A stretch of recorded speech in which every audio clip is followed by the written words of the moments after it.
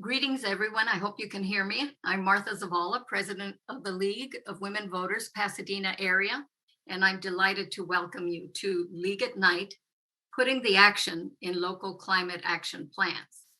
We have a wonderful showing this evening. I see that we have more than 70 participants at this time, with more arriving as I speak.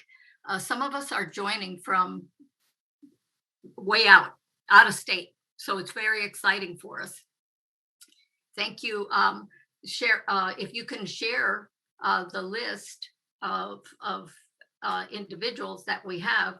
We want to thank them all for coming here. Our topic tonight is Pasadena's Climate Action Plan, or CAP, a plan that was adopted by the city in 2018. This plan affects all Pasadena area residents and will affect so many of us for years to come. Climate change is of primary importance to the League of Women Voters at the national, state, and local level. And as you may know, the League is a nonpartisan national organization whose mission it is to empower voters and to defend democracy. The League is over 101 years old and has more than 500,000 members now, and many branches, about 700 branches in all 50 states. This is Women's History Month, and we need to continue the League's tradition of advocating for causes that have the power to transform lives. Our decision to devote Pasadena League at Night, this event, to this topic and the actions that cities can take to reduce their greenhouse gas emissions is a reflection of our commitment to inform and engage on this critically important subject. Our speakers tonight will be Pasadena's Director of Planning, David Reyes, and Dean Kubani, a sustainability expert from Santa Monica. We are truly privileged to have such knowledgeable and expert speakers. Now for just a few program details so you know what's coming up. The speaker presentations will the speakers will take about 15 to 20 minutes each. And then after the presentations, we'll have a Q&A. You'll have your opportunity to enter your questions into the Q&A feature at the bottom of your Zoom screen, and ask them both questions. So we want it to really be a lively discussion. So please contribute to our evening by asking questions. We have, as I mentioned before, several public government officials in attendance and to show their commitment to this. And I would like to make sure we acknowledge them at this minute. And let me share my screen and hope you can see it.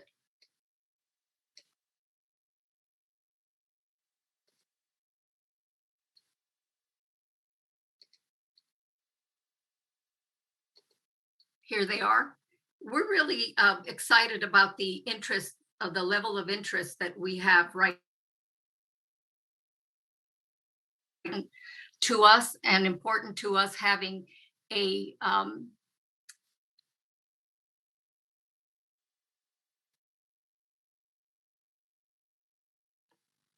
I don't know if you can still hear me, but it's telling me my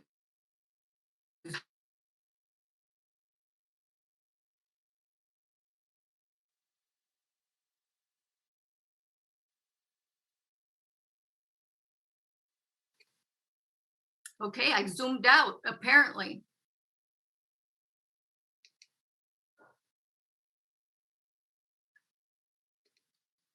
I hear you now, Martha. Thank you. So apparently I was zoomed out. Right in there. So as you can see, we have some local individuals, Vice Mayor Andy Wilson from Pasadena, Mayor Sasha Renee Perez from Alhambra, Doug Cauliflower from the Altadena Town Council, Eric Ike, Councilman La Cañada Flintridge, Dylan Feek, City Manager Monrovia, Savannah Moore, Field Director, Superintendent Barger's Supervisor Barger's office, Eric Benton, City Council from Albuquerque. Yay, New Mexico's in the house. Tyann Evans, President of the Delta Sigma Theta Pasadena Chapter. Charmaine Mills Ely, President, Pasadena Altadena Chapter of the Lynx. David Pettit, Senior Attorney, Natural Resources Defense Council. Juanita West Tillman, Executive Secretary, NAACP Pasadena Chapter. She also happens to be one of our members. And Billy Malone, Chair of the Altadena Council. So we're very excited about them being with us at this time. What I would like to encourage you to do again is that to just let you know that this program is being recorded by Pasadena Media. It's live broadcasting right now on Public Access TV, and we're going to have the video posted on our league's YouTube page by tomorrow, sometime tomorrow.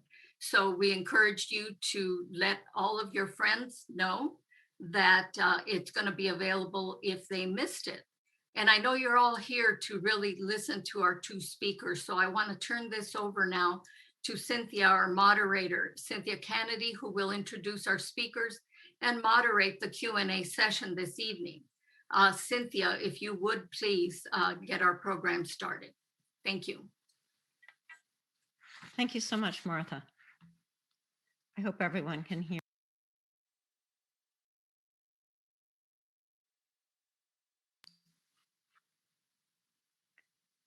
Okay, I think you can probably hear me now. It's a pleasure to be the moderator of this program this evening. As our president, Martha Zavala, has stated, our topic is Pasadena's Climate Action Plan. It's a thick document. It's not bedtime reading. It's very thick. It's full of photos, text, and graphs. It was prepared in 2018 by a consulting firm and was adopted by the Pasadena City Council. Its stated purpose, and you're going to hear more about this, is to set forth big picture strategies, kind of mid-level measures, and then very specific actions that our city can implement to reduce our greenhouse gas emissions. So that is why we, the Natural Resources Committee of the League of Women Voters, Pasadena Chapter, Pasadena-area, that's why we started studying this Pasadena CAP late last year. It was actually the fall of last year. We wanted to see what our city is doing, what kind of commitments our city is making to really address the global climate emergency that we are facing. And as our president Zavala has said, this is our top priority as a national, state, and local organization to address climate change. So without further ado, I'm going to introduce our first speaker, David Reyes, who is the Director of Planning for the City of Pasadena. And he's going to talk about our Climate Action Plan and give you some insights into the specific actions that the city is going to take either through the Climate Action Plan or perhaps outside the context of the Climate Action Plan to reduce the greenhouse gas emissions that our city produces. And then after David speaks, I'll introduce you to our next speaker, who will then speak, and then we'll have Q&A. David Reyes, thank you so much for joining us. Thank you so much, Cynthia. And I'd like to say thank you to President Zavala and the entire league. What an honor to be here. And I was doing very well till I saw the list of all the dignitaries. So I got to make sure that I don't make any mistakes. But it truly is an honor. And I think that after tonight, I'm hopeful that you'll have a better understanding of Pasadena's commitment to the environment. And I think you'll also find that there's always room for improvement. The document was done in 2018, and a lot has changed since then. And I think that there is opportunity for improvements to what we can do as a city. So let me share my screen and take you through, and I'll be brief with this. I won't, make this a little smaller here, make sure that we can see this. So as stated, the purpose of the cap was really to look at long-term reduction of GHG. And I think that when we took it upon ourselves to do this, we were looking at the state-directed emission goals. And so, in other words, this document was really done to reduce gases consistent with state requirements and mandates. And when we get into what the cap is and what their opportunities are, I think there are opportunities beyond those state mandates. So to evaluate the cap's effectiveness, the city council, when adopting it, they said, look, you've got to do annual monitoring. And so it was adopted in 2018. So at the end of 2018, when 2019 started, we began the update for 2018 to see how we did. And we took the 2018 annual monitoring update to the city council. We also took it to the EAC, which I'll get into in just a moment, and then to the city's MSC, which is the Municipal Services Committee. And it's really important that we do this because I think that this needs to be a living, breathing document, not a document that is prepared and sits on the shelf. So the annual review is extremely important. The other thing that we were asked to do, directed to do by the city council, is to conduct an inventory so we know where we're at. Let's take a GHG inventory. We're releasing an RFP for that, where we are a year behind. COVID was not helpful for a lot of activities that the city was trying to do, but this is an important baseline strategy. We expect to start this work in this summer so that we can share with everyone, the community, the council, how our cap has actually done in reducing the GHG inventory levels. And I think by having a 2020 baseline, actually it'll probably be a 2021 by the time we're done, but it's important to know what we're doing, how we're doing, and what we can do better.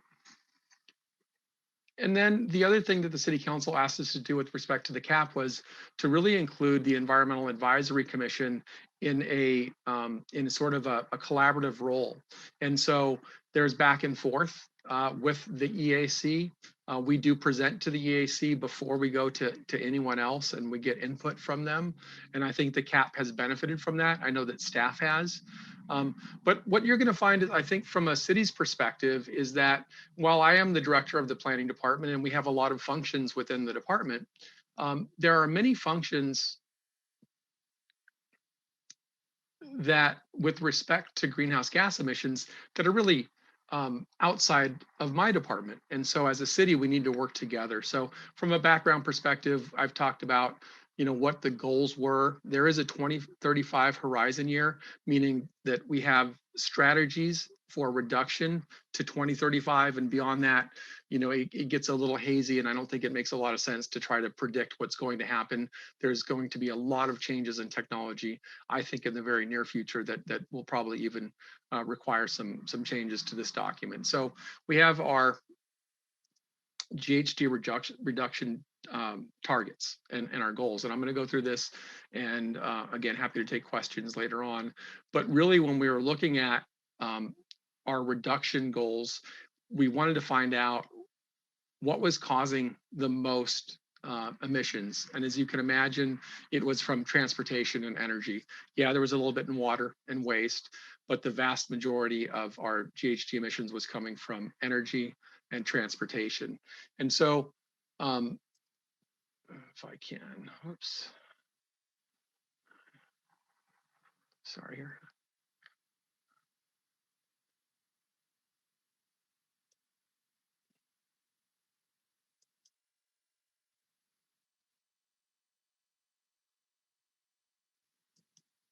There we go.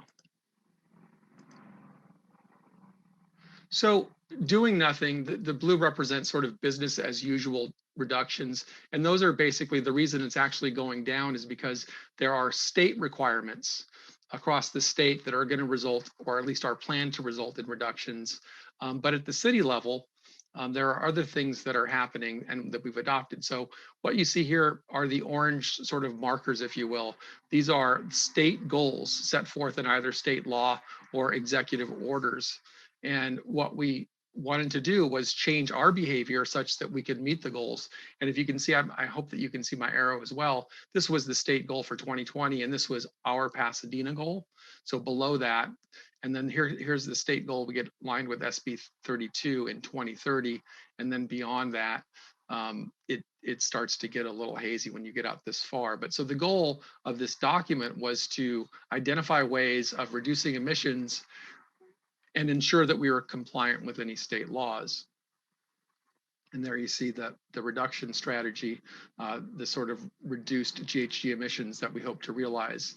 And in terms of the strategy, there are within the document, as stated by Cynthia, it is thick. There are strategies, there are measures, there are actions, and they come from sustainable mobility and land use. Within the energy efficiency and conservation area, there's waste reduction, water conservation, and urban greening. And some of the measures are quantifiable and we can actually measure them, and some are more supportive. And I think that at least a challenge that I've had with the document and criticism that we've heard is that the supportive statements, the sort of encourage and try to, while I think they're really good goals, they don't require anybody to do anything, and therefore there's no guarantee that it will help. But nonetheless, they were identified and they're within the document. But in terms of sort of measuring, so the 2020 reduction strategy was really focused on the energy sector and then the transportation sector to get to the 2020 goal. And we'll know, I know that it's 2021 and we're starting the analysis now of how we did in 2020. It's only, it's now into spring almost. We think that we've done pretty well, but we'll know in a couple of months, and we're working on sharing that. So what we have from an implementation standpoint for the CAP is at the project level, every project has to go through a consistency checklist and either do an inventory themselves or choose menu items off the checklist that are above and beyond our existing zoning code. And that's typically what developers do, is they'll go off of the list. And at the citywide level, what our department does is sort of track how other departments are doing with respect to their goals. We don't force them to do anything, but we track how they're doing and then we report out. And again, that's with the monitoring, and that's what this document, this update was done for. And there's also the every 5 years, the baseline, looking at the baseline emissions and then analyzing how we're doing every 5 years by studying actual emissions. So in terms of the 2019 annual update, which was presented to EAC several months ago, and this is going to be taken to the Municipal Services Committee on March 23rd, and then to City Council on April 12th. There's a report card that we did, and we basically looked at the status of 13 performance indicators, the ones that were actually quantifiable. And what we found is that 2 were achieved, 7 are likely to be achieved, and 4 are in this area where we need to do better because we don't know, frankly, how we're doing. There's missing data, or some policies may have changed and we need to come up with other policies. And that's an ongoing conversation. And it's good that we're tracking this so we know where we need to focus our energies and attention as a city.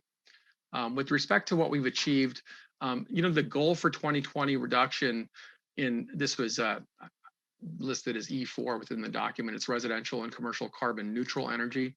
The goal was a reduction to replace 950,000 kilowatt hours of electricity. And what's been done was over 65 million. So there was a massive increase there. With respect to potable water, 0% reduction in water consumption per capita, and we were 33% below the water consumption requirements. And then with respect to what we are likely think that we'll have achieved after we finish the analysis is with respect to areas in transportation demand management, alternative fuel vehicles, energy retrofits of existing buildings, municipal operations, the city's energy portfolio, green space and urban forest. All of these are not within the planning department per se, but there's going to be a lot more expose at the March 23rd meeting when we have everyone there from Public Works and Water and Power. And with respect to undetermined, there are some transit discussion policy items that we're looking at that we know we probably need to change. With respect to, we tried to do a project where we were putting bikes in various areas of the city in the hopes that people would use them, and it turned out they didn't. And so what we're looking at is alternative options for that first mile, last mile conundrum that does exist. And but the bike vendor, the bike sharing vendor concept didn't work in our city. I know it's worked in other cities. So we're evaluating that, and I know the Department of Transportation is actively looking at different options and how to do better. Transit mode and the rider share is down for 2019. And then for 2020, obviously with COVID, this is going to be an interesting year for us to study. And I think all the more reason that our GHG analysis should probably look at the 2021 year.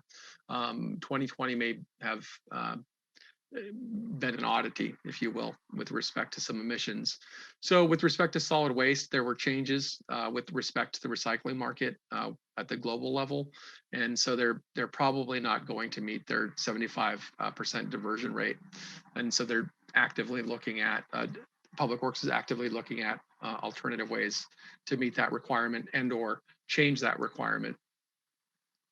And there's some highlights with respect to some of the near-term actions that we've done within the document. And there's a couple of items that we're going to get into in more detail about where I think there's a lot of bang for the buck with respect to changing our building code. So there's some ideas within the document about the first one is a major initiative by the Water and Power Department with respect to what's called the Power Integrated Resource Plan.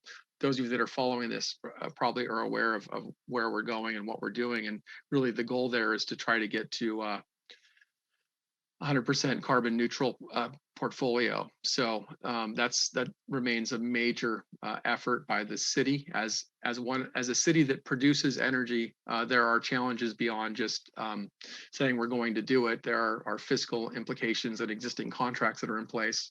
But again, a lot of this is within the water and power discussion that will be had at MSC.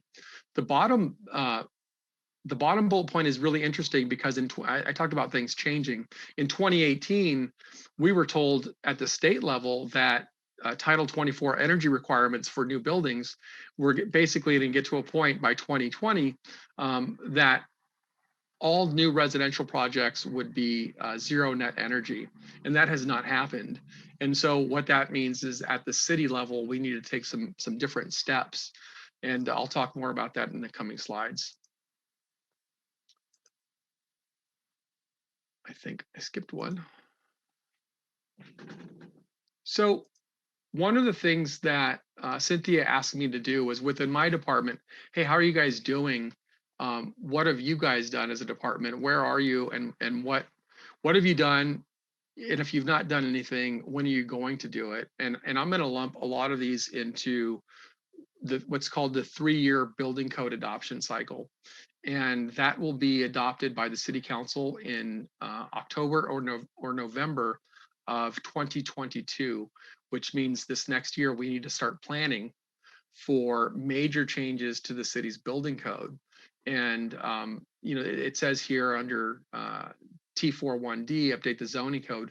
Really, it's going to be within the building code because this is where we're going to get the bang for the buck in terms of new construction and the requirements that I'm going to talk about in just a moment. So with respect to efficient land use, what was identified was the city's general plan does call for mixed use developments and placing most of the city's density in terms of new construction within a TOD, within a transit oriented development area, within a half mile of one of our 6 major transit stops. We are blessed in Pasadena with 6 Gold Line stops, which really is the highest in all of Los Angeles County outside the city of Los Angeles. So it's really a big deal. And so what we're doing is we're actively updating our specific plans, which have our zoning regulations in them now, to address that and to codify those rules and requirements. And that's an ongoing effort that's happening now and will be happening through the spring and summer with the city's planning commission. There's a couple of other ones that are long-term that were listed in the CAP for some reason as long-term goals. One of them was limit equipment idling, and the way that it's listed is, try to develop a plan and strategy to ensure that construction vehicles aren't idling. Well, there's a couple of ways to do that. And I think that probably the goal is going to be to update requirements for building plan check. We've talked about it. We've not done anything yet. My sense is that this is, it was listed as like a long-term plan. So it was actually outside, beyond even 2025. But we're certainly probably going to take a look at that before then. And then there's this idea with respect to alternative energy and fuel requirements, long-term implementation actions considered supportive. So for vehicle emissions, I think that if I get to the next slide, I think that we can really get into some of this discussion. And it starts here with the green building ordinance. So there's quite a bit of things that can be done by cities with respect to new construction that can really help. And one of the things that our specific plans are going to do is they're going to prohibit the construction of any new vehicle fueling stations. And I think that's just going to be a prohibition that we put out there. We hope that it'll be helpful. We hope that it'll be sending a message. But beyond that, there's really an opportunity with respect to new construction as it relates to gas appliances. And so what we're going to be looking at and developing a plan to present to the city council is how can we require and when should we require all new residential multifamily units to have Oling electric appliances. I think this is something that would be a great benefit. We're looking at numbers. Again, this was in 2018, it wasn't really thought of this way, but I think it's really important that we start thinking about it in this way as we start to update our green building code, because I think we can also learn from other cities in terms of what they've done and how they've done it. But there's also other opportunities besides just the appliances that are important. With respect to solar design and natural light, the building shade and cool roofs, I'll say that we have just finished a Compass Blueprint project with SCAG. We applied for and received, it was really a grant to do what's called Cooling Pasadena project. And we're really excited about that. I think we just completed a second round of workshops 2 weeks ago. And I think that the league is going to share with anybody that's interested. We have a link. We have a website dedicated to that project. It's really interesting. It talks about things that I think most of us that are interested in the environment really know about, but we don't always see it come to fruition with respect to city planning. So obviously understanding the planting of trees, how cool roofs can help, and then ensuring the right amount of light and air between buildings so that you get natural light, natural ventilation within new construction. And those are all things that we're looking at as part of the updated specific plan. So we're on track there because we're working on that now. Make sure I'm not going backwards. And again, these are some other, lots of things about solar. And so what I'll say as a city that we've done is we've streamlined, and I know it may sound funny to some of you on the call, but for us, sometimes cities get extremely bureaucratic in terms of their processes. And I think that planning, especially in Pasadena, well, Dean will talk about Santa Monica as well. But I think that what we've done is we've really streamlined the process. It's an over-the-counter permit. I was talking with my staff, and on Friday, I think they issued 6 solar permits. 5 of them were for single family, which I know is not a lot of bang for your buck as a whole city, but the more of those that we can do and the easier that we can make it for homeowners, I think that we're going to start to see some real benefits. But we did issue one for a commercial project, which was really, I think, important. So that's what we've been focusing on, is how can we streamline that process? How can we integrate the review of the process at the planning counter and ensure that building and fire and anybody else that needs to look at it can sign off easily, and the applicant can come in, get their permit, and then leave the building. And what we're looking to do within the very next few months is to have it all online, so that applications for solar roofs would be an online submittal and an online permit. We're really excited about that. So with respect to next steps, again, this was sort of an update to the cap.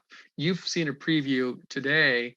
We've not talked about the all electric appliances with council just yet. So you've heard it first here tonight. We've been thinking about it and talking about it internally. But we're going to go to the Municipal Services Committee on March 23rd. It'll be on the city's website under committees. I don't have a link yet because there's no agenda just yet, but that'll be on the 23rd. And then on April 12th, we'll present to the city council. And both of those will be opportunities for the public to comment, to weigh in, and to let the decision makers know what the community's thoughts are on our cap, on the update, and how we might make it better. And then looking ahead, we're developing an RFP to pursue the contract for the GHG inventory that we want to start in the summer. And I believe that does complete my presentation. And I just need to stop sharing screen.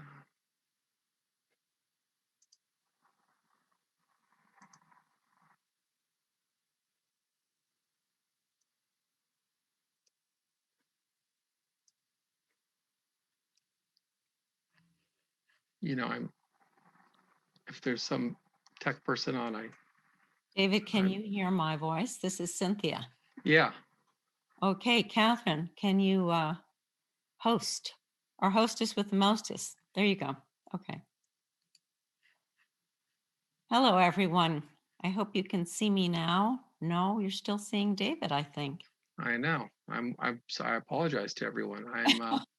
I'm struggling here. Well, while we're waiting, I can just say I'm delighted to have gotten the advance news. We got the advance news here that you're presenting the electric. We'll be an electric only city. That's wonderful. Well, like Pasadena, it'll huh? be nice. I apologize if there is somebody. I may have to log out and then jump back in so that you can take over the screen. So that's what I'm going to do. I'm actually going to log out of the meeting and I'll rejoin. Thank you so much, David. That was great. Thank you very much.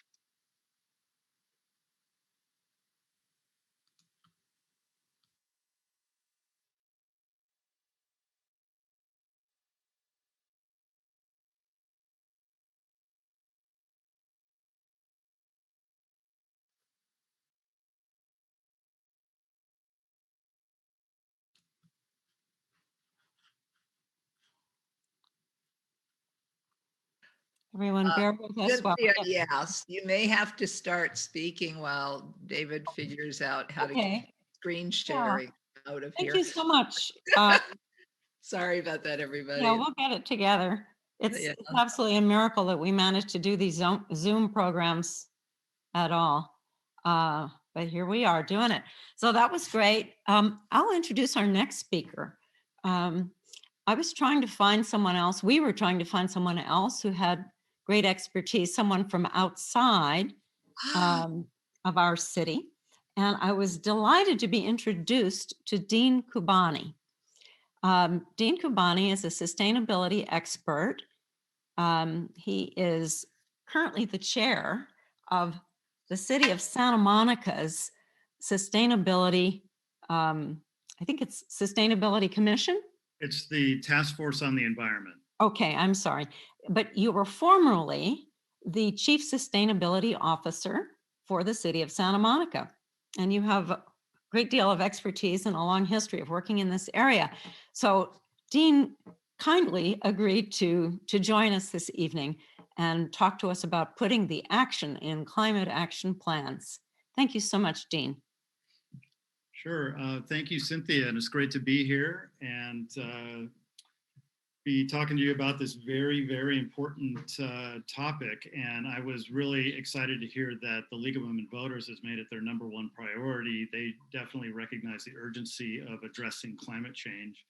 And what Cynthia asked me to talk about was a little bit about my experience in putting together climate action plans and the work that I've done at the local level. And just to give you a real quick background, and I'm going to take 1 second to turn on a timer to make sure that I don't go over. I have worked in city government for 25 years. I started with the city of Santa Monica in 1994, wrote the Santa Monica's first climate action plan in 1995. And I retired last year as the chief sustainability officer in Santa Monica. I'm currently teaching sustainability and regenerative studies at Cal Poly Pomona. And I'm doing a bit of consulting on climate and sustainability work. So just wanted to give you a little bit more of my background. I'm going to share my screen now and take you through my presentation.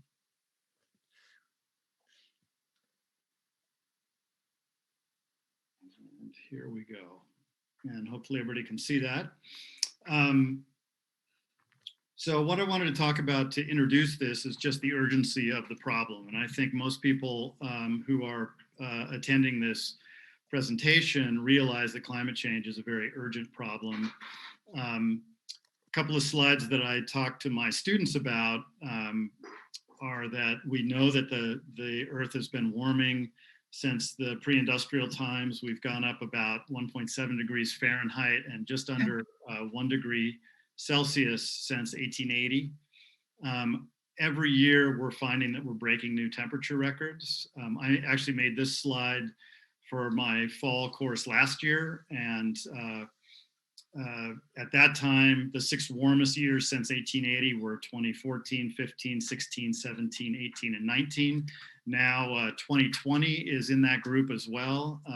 Last year we broke all kinds of monthly records for the planet, and 2020 is also one of the 10 hottest years ever on record. We saw a lot of that here in California, in LA. This was September 6th last year. Woodland Hills hit 121 degrees. We're having more record heat days throughout the planet, actually. And locally, we're seeing fires, power supply blackouts, things like that related to climate change. So it's been getting very serious.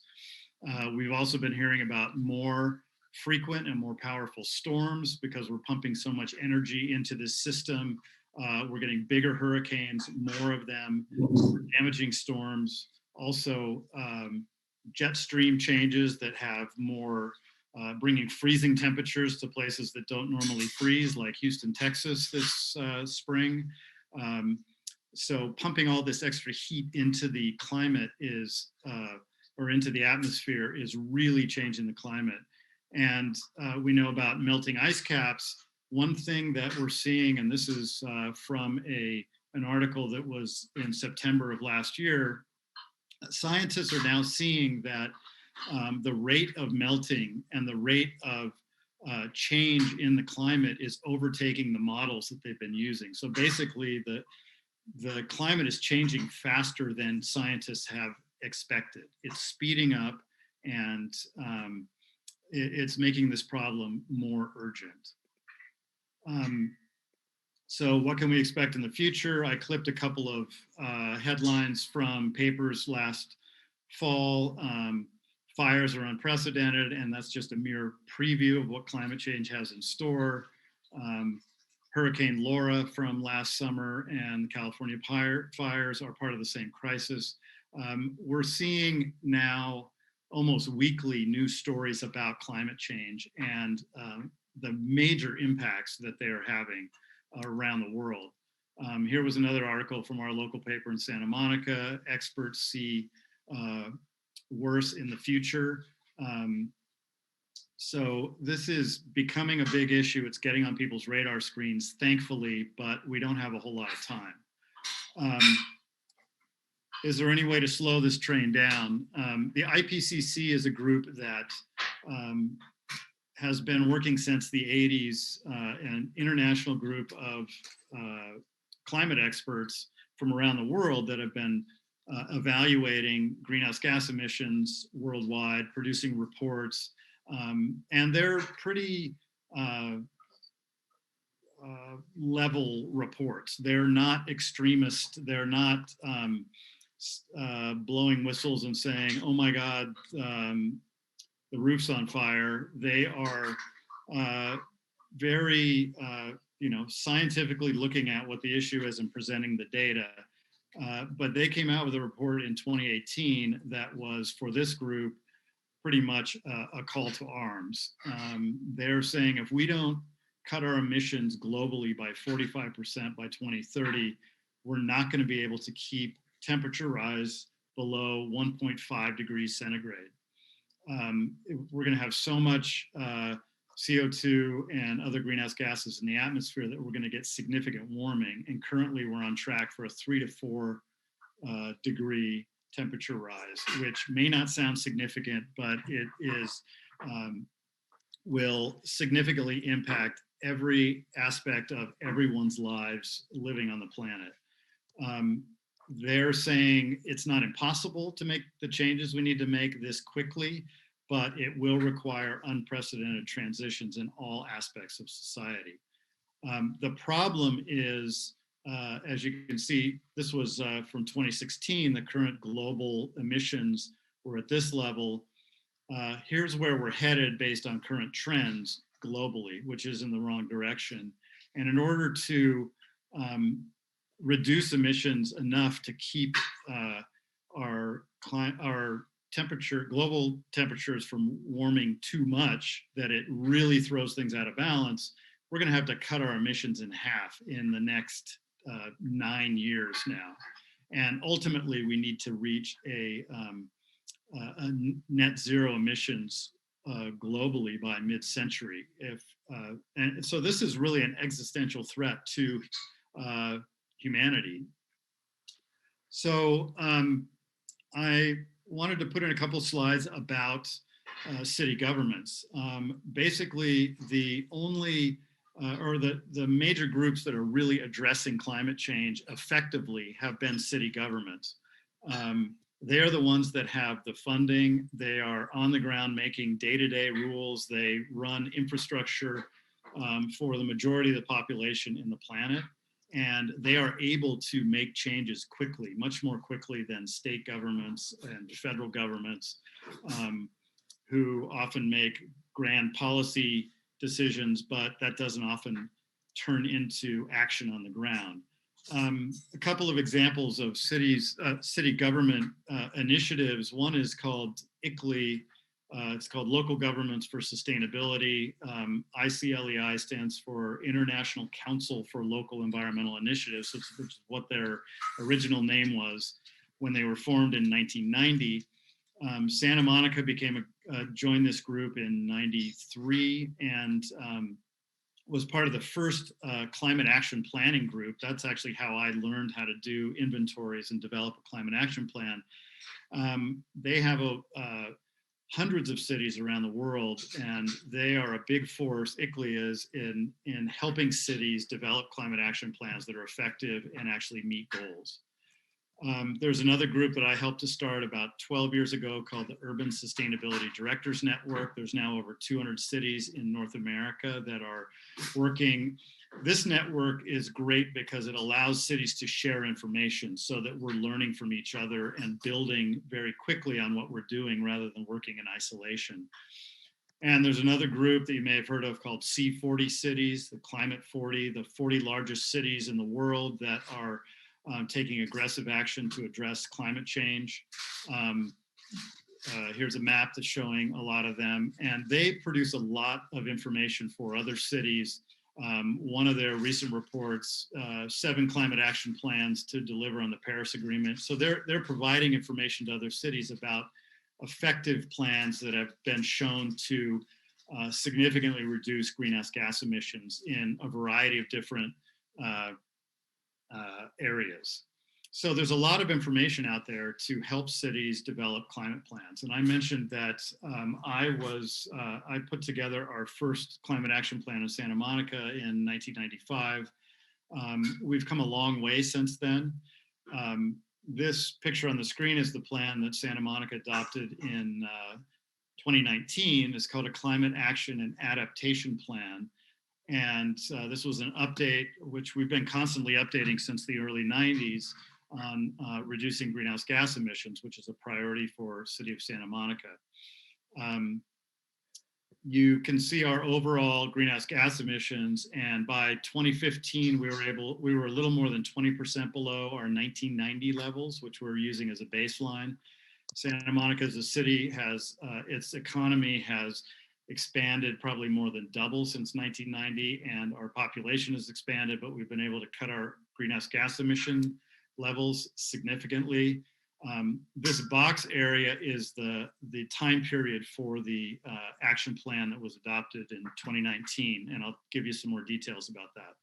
We've got a goal of 80% reduction below 1990 levels by 2030, and a net zero goal by, our council said 2050 or sooner, but the last time we spoke to them, they said by 2040. We have found, we have found that our emissions, Santa Monica, about 2/3 are related to vehicle transportation, about 1/3 are related to building energy use, 3% landfill waste, and some aviation fuel and other pieces. And as David mentioned, the state is requiring a lot of things. So we're taking into account emission reductions from state policies between now and 2030, which are going to be pretty significant. But in our plan, we've calculated the amount of emissions reductions we need to achieve from our building sector, our waste, and our transportation sectors in order to meet an 80% reduction. And then basically we've broken that out and come up with very detailed plans for making those reductions by 2030. So we've broken it out by when we're going to do it and how much of a reduction we need to make by that time period for basically zero net carbon buildings, zero waste, and sustainable mobility is how we're talking about it. The other piece of the plan is climate adaptation. Recognizing that climate change is happening so quickly, we're going to be experiencing, and we already are experiencing, effects of climate change, so that we need to become more ready as a community. We need to be water self-sufficient so that we can withstand droughts, be prepared for coastal flooding, and other types of things to address that. I'm not going to focus on that adaptation, but more on the climate actions. That's all in the plan if you want to look at it. And basically the way the plan is laid out is for each of these areas, buildings and transportation and waste, we have a number of specific programs. We've looked into the carbon reduction potential of them, the cost, the benefits, who's going to be the lead, who will help with that, and the time frame. And I'm not going to go through all this stuff in detail. There's way too much in the plan, but I just wanted to show you how it was laid out. It's a very detailed plan that gets us from the point we were at when we wrote it to 2030 and an 80% reduction. We've developed those types of things for all of these areas. There are pages of these in the plan. Talking about building electrification, we already have codes for carbon neutral or zero net energy construction for residential, for commercial. We've gone ahead of the state plans for those. We've adopted ordinances for new building, restricting natural gas equipment, We also have a number of actions to get to zero waste for our waste plan, and we have a similar list of actions for transportation and mobility, first mile, last mile, getting people out of their cars. We've actually restructured the city government to to create a mobility division that deals with all of these issues so that we can get people off the train and where they want to go without driving a car. We have a huge program to electrify where we've been putting in lots of EV infrastructure, basically moving to an EV structured city so that we can have all the infrastructure available as more and more people are driving electric vehicles, and also so that we can provide places for people who live in multifamily housing. They can't put in an electric vehicle charger, but requiring businesses to install them and getting outside private groups to do all this. So basically, we have a very detailed and multifaceted plan to get us to these very aggressive goals that need to be achieved if we are going to survive in the long term. And a couple of final things here I wanted to talk about.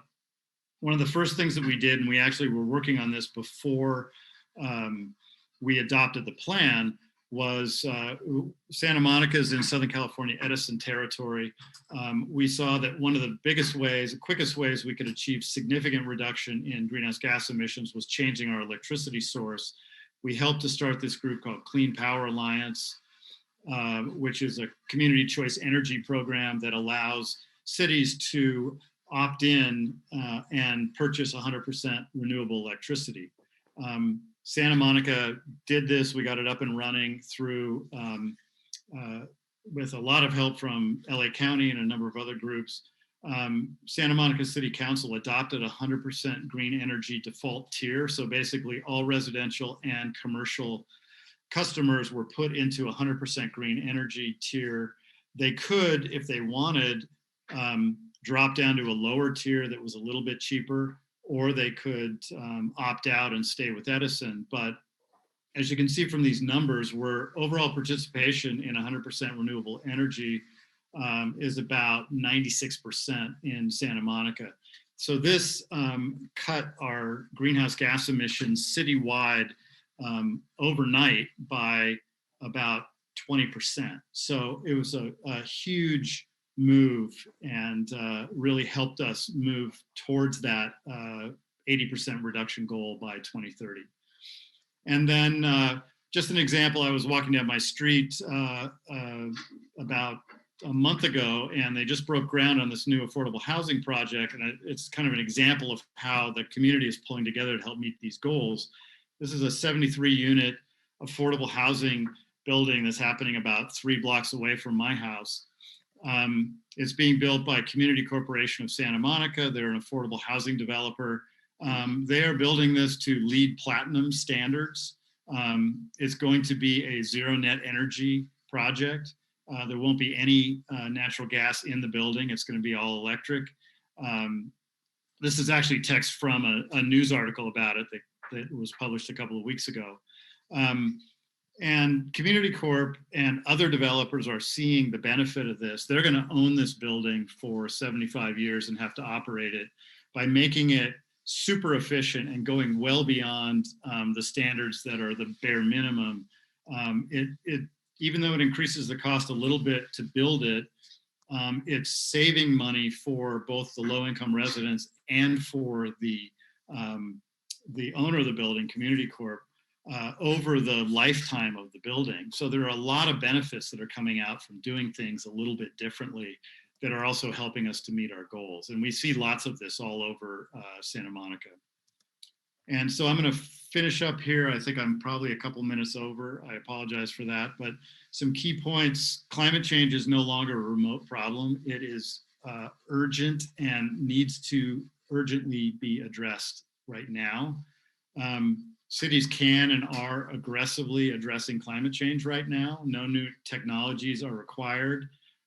There are numerous effective models being implemented in cities locally and internationally.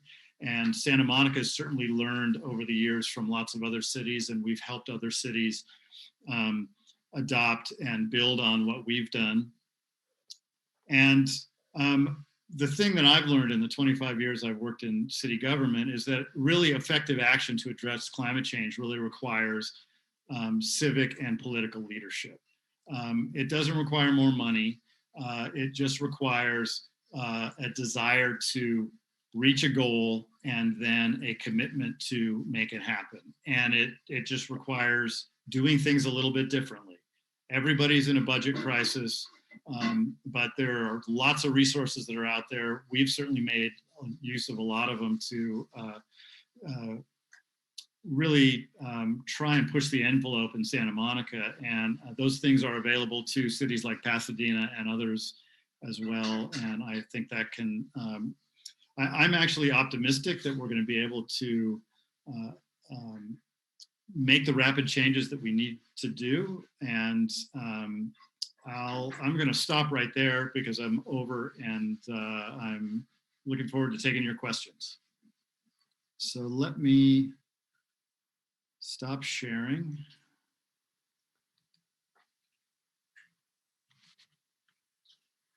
There we go. I'm actually pretty inspired by that, Dean. Thank you so much. My pleasure. And should I just keep my video on? And I think so, because we're going to have Q&A now. We've got David there and you, and so the participants can see the three of us.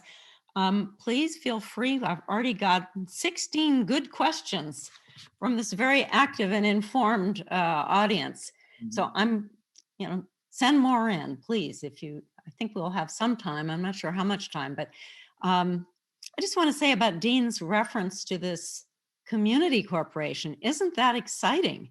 They found that it was profitable to them, that it made financial sense for them to develop a LEED Platinum zero net energy building of that size. It's wonderful. Okay, let's see. Let me take the first question. Wow,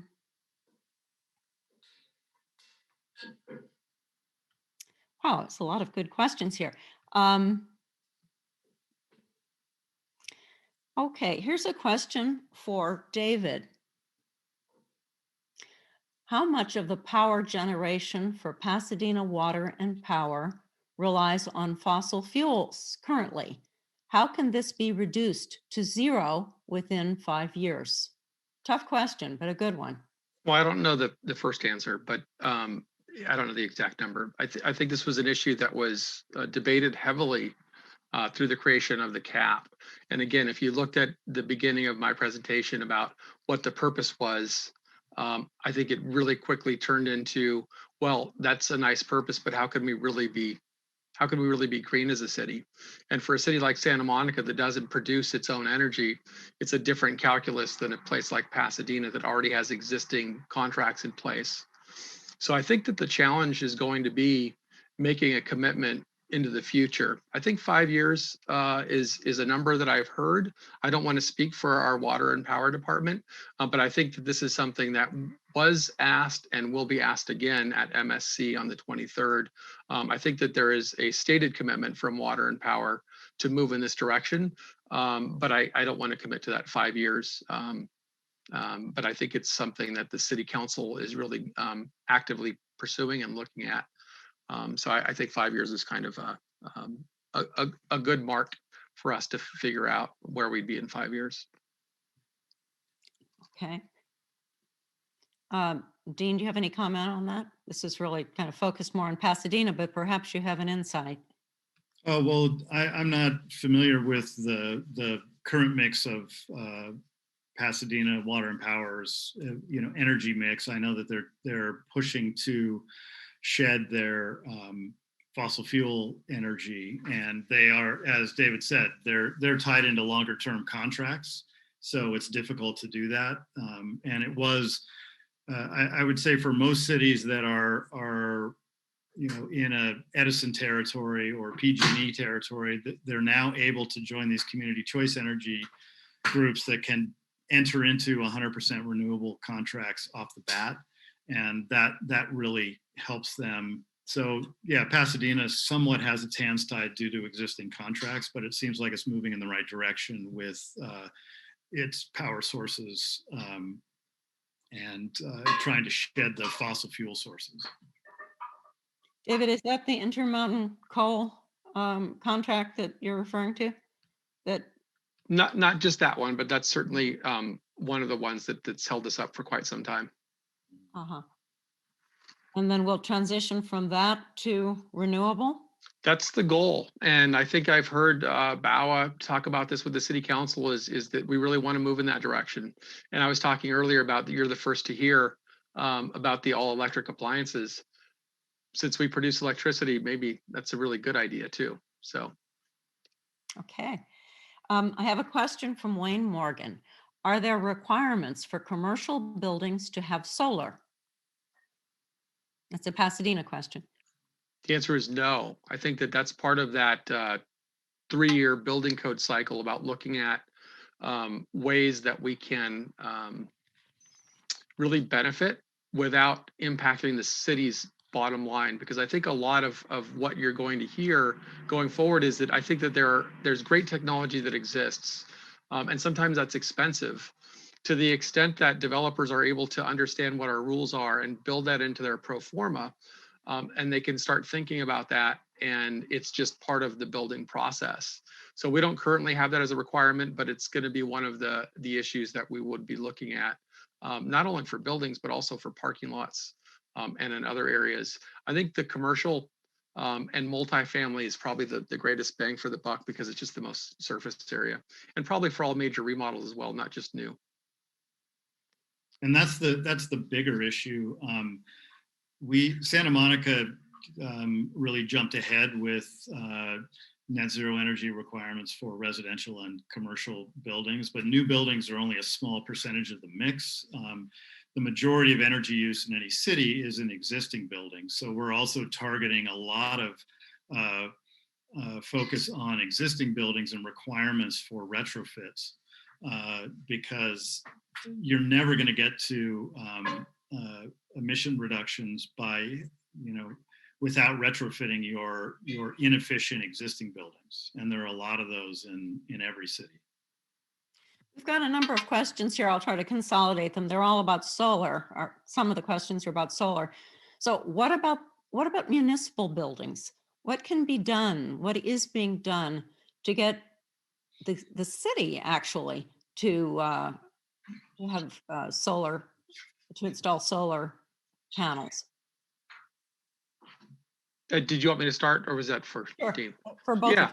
Yeah. And Dean, I actually worked for the city of Santa Monica in 2002, 3, 4, I think, a couple of years there.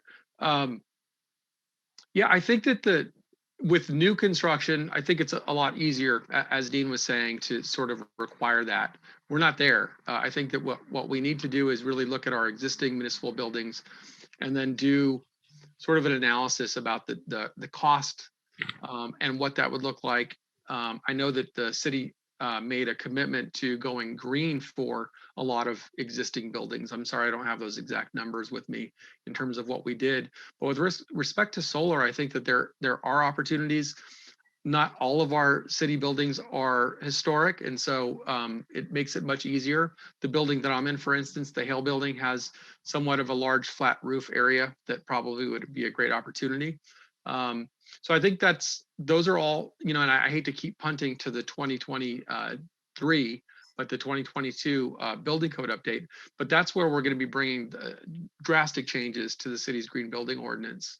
And I think that those are probably appropriately addressed there, but I think that we need to start doing the analysis now to understand what it would take to do it, and then what the benefit would be, that cost benefit analysis. I know that it's not always about money, but I think, money is important, especially during these COVID times when we are really trying to watch our spending on CIP projects. So in Santa Monica, we adopted a net zero energy requirement for all municipal construction. So all city buildings are net zero energy. The city recently completed a living building challenge building, which is net zero energy, net zero water. It's an annex to the City Hall, behind City Hall, 50,000 square foot building, which is the greenest municipal building in the country right now. But basically, all municipal projects, as a way to show the way that this can be done, the city's made a commitment to make all of its buildings that it's building as green as possible. And we're seeing, because the city is a building owner, and again, even if there's an additional upfront cost that's 2, 3, 4%, that is a tiny amount compared to the operating cost for operating that building for 75 years. And by making them as efficient as possible, it ends up saving us money over the long term. Okay. Here's a question about residential solar panels. Residential solar panels are a technology that is working today. What can the city of Pasadena do to educate our residents and to motivate them about the benefits of residential solar? I assume that means the economic benefits, but also the benefits to the planet. That sounds like that was to Pasadena, but it seems like Dean is jumping in. Maybe Dean can go first, and I can listen to that and hear what Santa Monica is doing. Right. Well, we've had a program called Solar Santa Monica for about 15 years. And basically what we've done is provide lots of educational resources, presentations, tours, information to people. And what we found was initially that the biggest problem for getting people to go solar was it was too complicated. They didn't understand, where do you get solar? How much do I need? Who are the vendors? What are all the code requirements? This, that, and the other thing. So we brought in a firm, and they're at no cost to the resident or the business. These folks are working for the city of Santa Monica. They'll go out, climb on your roof, figure out how much usable space you have, look at your energy bills, figure out how big your system needs to be, and then they have pre-screened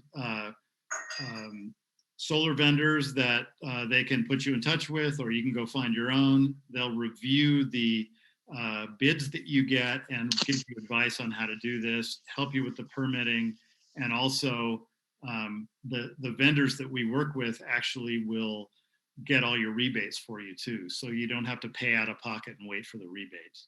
So we kind of make it a one-stop shop to get solar in.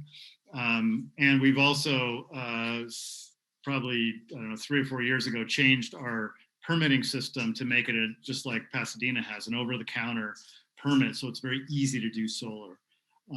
And we've got somewhere between 8 and 10 megawatts of solar in Santa Monica now, which is a huge amount. It's really just by constantly beating this drum and providing information and having one place where people can go to find out the information, it's really helped to greatly expand the amount of solar on rooftops in Santa Monica.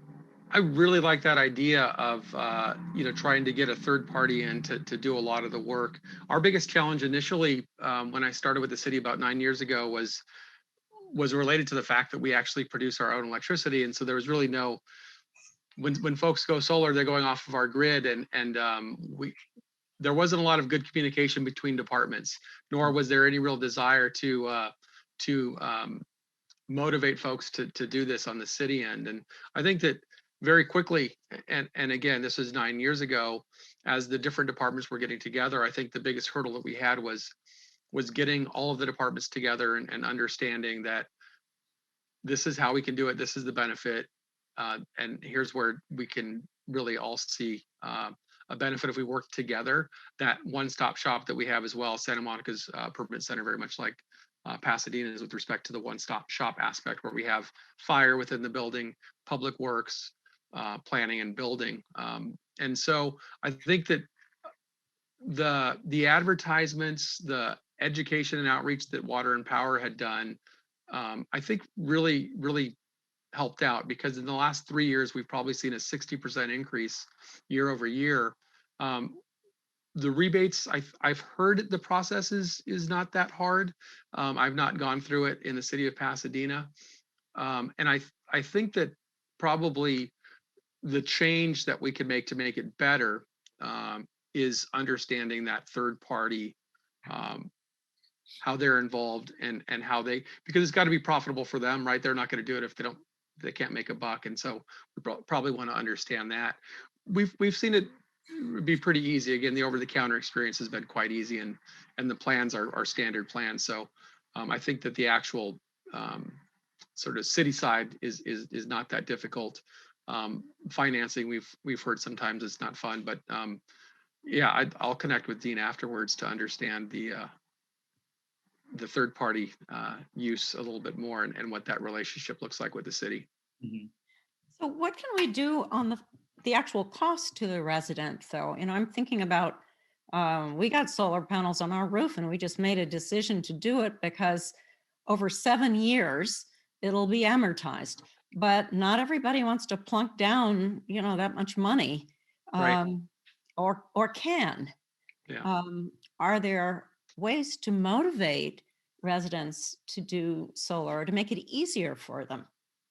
Yeah, I don't think that the difficulty is necessarily the hurdle in terms of the actual process. It's actually one of the simplest permits that we have.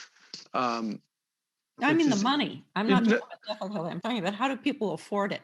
right, and obviously there are the Low income rebates, people, for example. and then folks have to think about the amortizing, and there are companies out there that will allow you to pay over time, and even to some companies will lease them. I'm not sure that's a winner, but I think that on the city side, yeah, I think that what we can do is just educate and make sure that it's easy to do. I don't think that the city is probably going to pay money to residents themselves, but certainly through the rebate process and helping them understand the great savings that can be achieved within. I guess you said it was 7 years. I don't know if that's for a For our commercial house. building.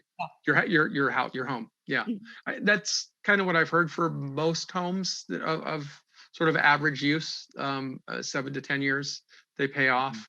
But yeah, there is that initial out cost, that outpouring of money that is required. Right, but there are the cost of solar panels has dropped dramatically over the last like 7 or 8 years.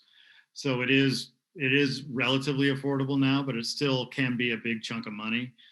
There are financing programs that all throughout California you can take advantage of, where you can have with no upfront cost, put solar on your roof, and you pay it back over a certain number of years on your property tax bill. So if you're going to stay in your house for a certain amount of time, it makes sense you can do it that way, where you don't have to put out, $25,000 or $40,000 on a solar thing. You can finance it and pay it back on your property tax, and the value of your property is going up, and it's a 25-year life cycle of the solar system. Good. So I'm hearing some good exchange of ideas and brainstorming about this challenge. I see another good question here, and then I think I'm going to start winding this up. I want to say that we are taking the questions that have been posed and we did not get a chance to actually address them here. And our guest panelists have kindly agreed that they will later take these questions. We can send them by email. Here's a question for David Reyes.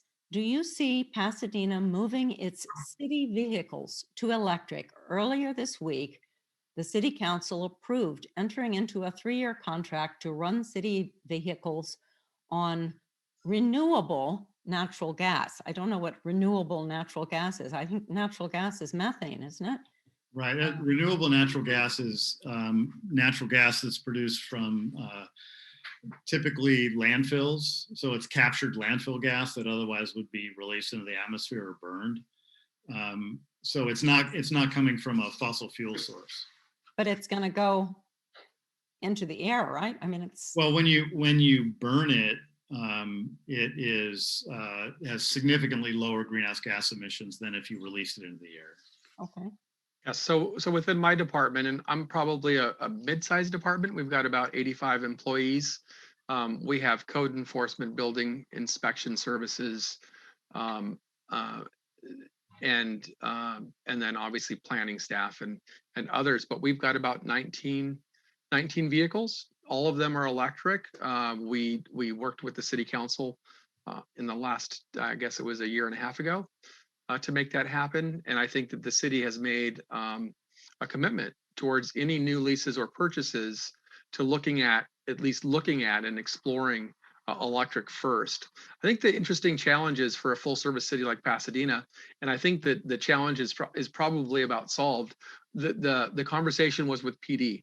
And obviously there's fire. I'll get to that in a second. But with the police department, there was always a concern that, well, what if for some reason, we have no battery and now we're in a life-threatening situation and something happens. And I think that as the batteries have evolved, I think as the life of the cars and the batteries have evolved, and the durability of these electric vehicles has been proven, I think that you're going to start seeing more police departments try to go electric as well. We're not there just yet. I know that some vehicles within the police department are electric, but not the entire fleet.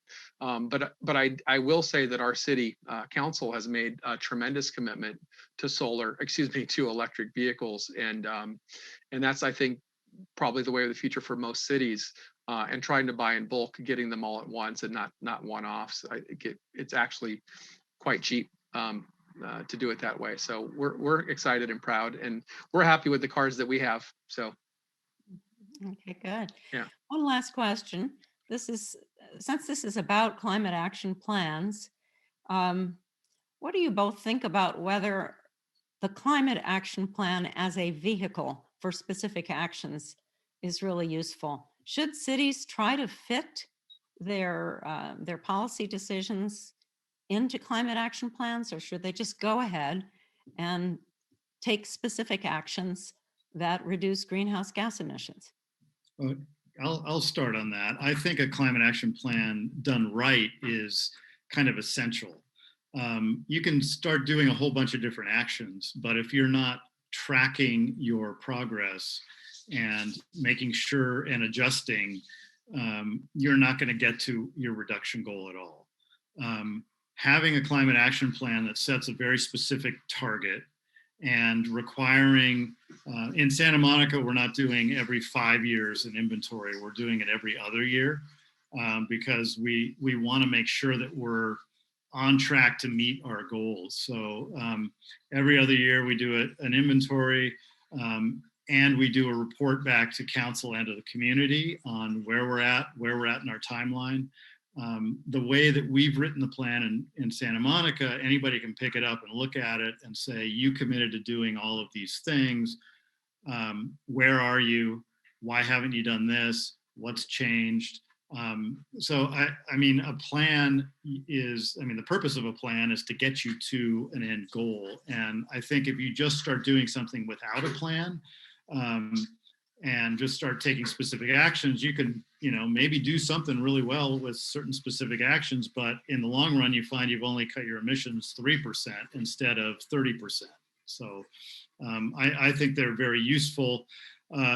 You can write a plan that's really bad and has a lot of aspirations, but doesn't require anything, and it sits on a shelf too. So it's not just the plan, but it's the plan and the people who use the plan. And you got to come back to it, and you got to keep touching base and making adjustments and making sure that you're on the right track. Yeah, I would just add that I think that for some smaller cities, or some cities that are that haven't really considered this yet, and at least I would hope that every city has at least thought about it. Having some stated goals is important. And maybe taking a small, dipping your toe into the water, if you will. But I agree with Dean that if you don't have that plan, it really makes it challenging to piecemeal and one-off a sort of green policy discussion and decision.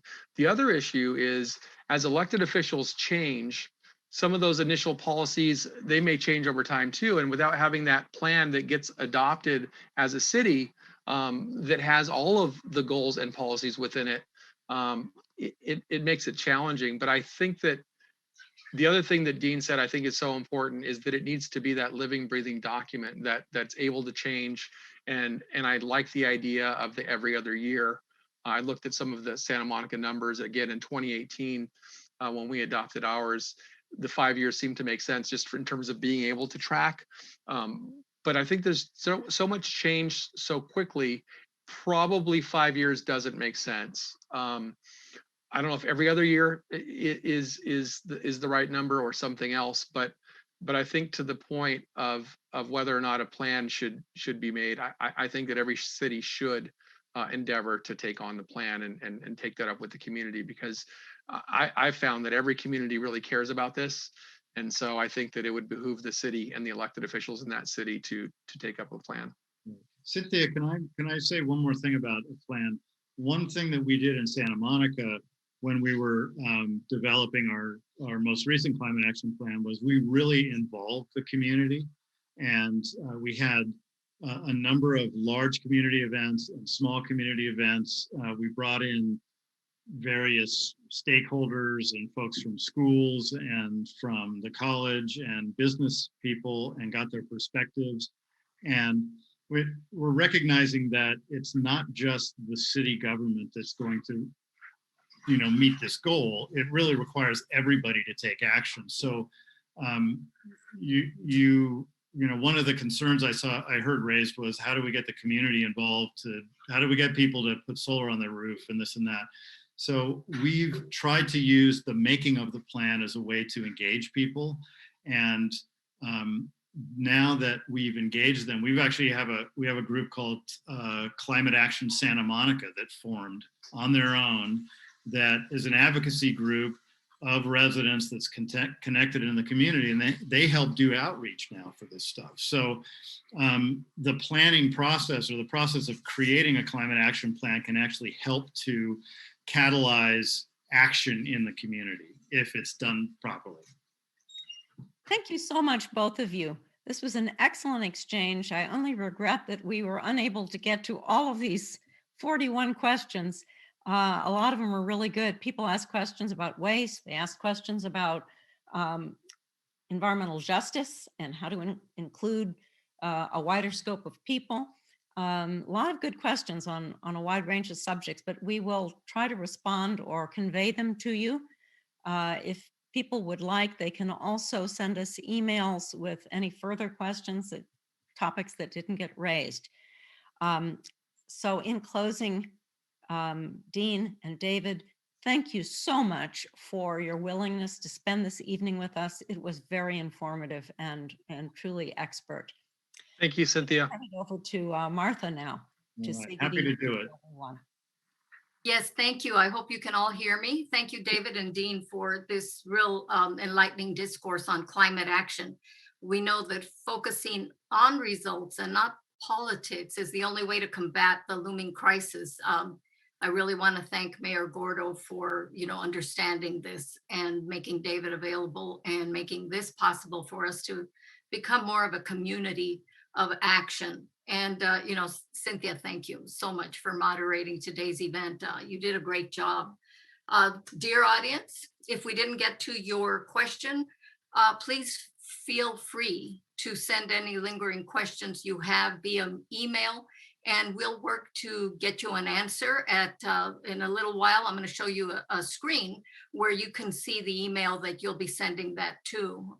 Basically, it's our events committee who will be putting together those questions and working to get some answers for you.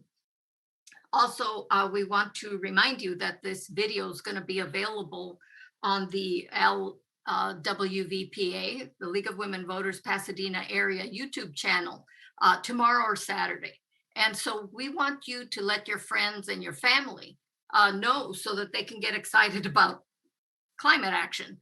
Outside our borders, things are worse, causing massive migrations of people and causing a lot of conflict. And I think one of the things we need to do is try to prevent these things. It's not just about being uncomfortable as we live and things like that, but it really, really is about creating and keeping the whole world stable, really, so that we can live our best lives. The thing is that we know climate action can be really overwhelming. You just heard how broad the topic is.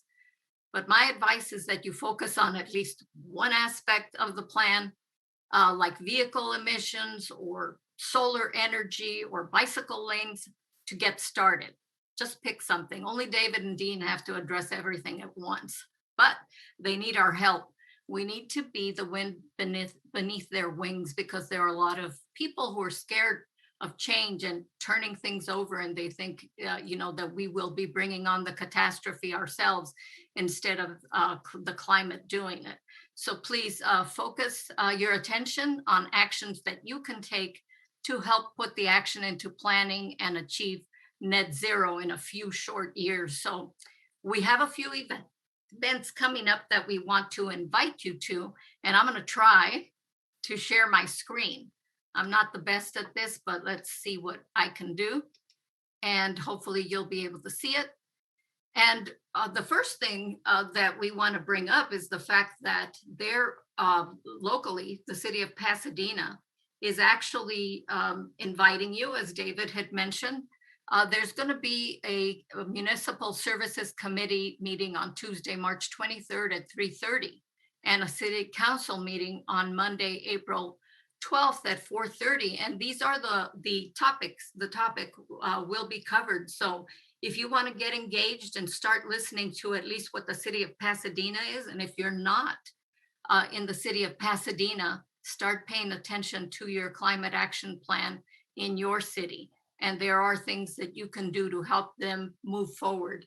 Agitate for change, be a partner though, because I think that's what they need. They need to be able to make bold moves forward, and they need your backing. The next event that we have coming up is very near and dear to the league. It's about people-powered fair maps. As you know, redistricting is taking place at the completion of the census. We're going to get our population counts. And all over the US, every district line is going to be redrawn from congressional districts all the way to the local water and power districts that you may have. So we feel that it's really important. We want you to join us. So hopefully you'll come to our website and take a look at what you can do about making sure that maps are fairly drawn and that representation of communities is not diluted. The next thing that we have coming up in May is our Thursday with the League in the morning at 10 a.m. And this is about talking about trying to hold the LA County Sheriff's Department accountable. So please come listen to how the Citizens Oversight Committee is trying to meet the challenge of getting in there into some things that are, we've taken, we've assumed that we can't change anything, and we really need to start working together. Again, this is another thing that's very difficult to leave folks standing there by themselves trying to make change. And then again, we hope you enjoyed this program, and we look forward to, please look forward to the complete video on our website. Here we have shared the website with you. And here at the bottom is that email that you can send your questions about climate action and see if we can get some answers for you. So that's at events@lwvpa.org. And so now I will stop sharing. And the one thing I want to tell you is please come to our website and do register for our events. And we want to thank again our public officials for attending, and to David and Dean for sharing your knowledge and commitment to climate action, and to Cynthia for an excellent Q&A session, and finally to our Zoom hosts, Catherine and Kitty, and to you, our wonderful audience, for sharing this evening with us. Thank you for hanging in there with us, and we'll see you next time. Thank you.